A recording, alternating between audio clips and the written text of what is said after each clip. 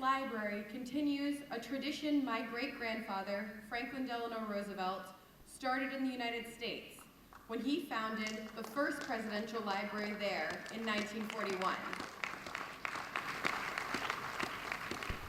A presidential library is not a library in the usual sense of the word. It is a place where a president's archives and artifacts are shared with the public. President Roosevelt began work on his library during his second term in office in 1939.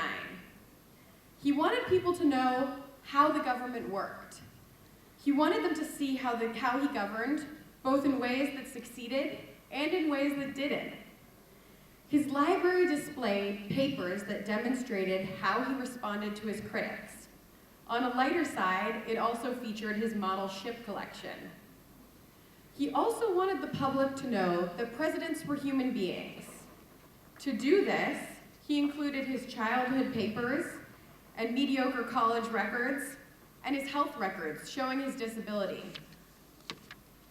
It is interesting to me that at a time when President Roosevelt was learning of despotism in Europe, he was focusing on opening up his own administration to the American public.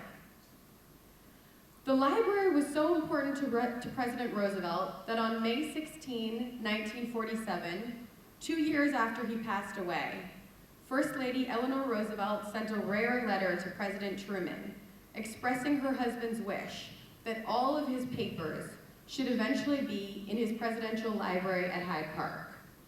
She told him that the president had felt that it would be unwise to have these archives concentrated all in one place in Washington, and that historians would have better access to them at his presidential library. When we began work on President Obasanjo's library in 2008, we had the benefit of a wealth of artifacts, a dedicated staff, and the guiding knowledge of President Obasanjo. The first thing we set out to do was to define the theme, human security. The theme captured President Obasanjo's life work, and also was a reason for creating the library. There is greater human security when ideas are shared and history is remembered. In a brainstorming session with President Obasanjo, he laid out the 12 sub-themes. Like my grandfather, President Obasanjo wanted to share his real story with the people. That's why I'm especially so happy to see so many students here today. He wanted to preserve the documents and ideas of his presidency for future generations. Before we began crafting that story into a museum, he took his design team to his birthplace, to the school he built nearby, to the home where he raised a family, and to his farm in Ota. He too shared with us his report cards, although they were a bit more glowing than my great-grandfather's. The process taken in developing the library is exactly the democratic process that a presidential library epitomizes. We were given access to cherished artifacts and material that provided a window into the president's governance.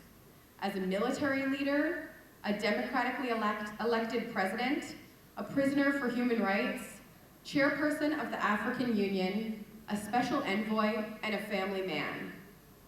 We then led panel discussions. A nation must believe in three things. It must believe in the past,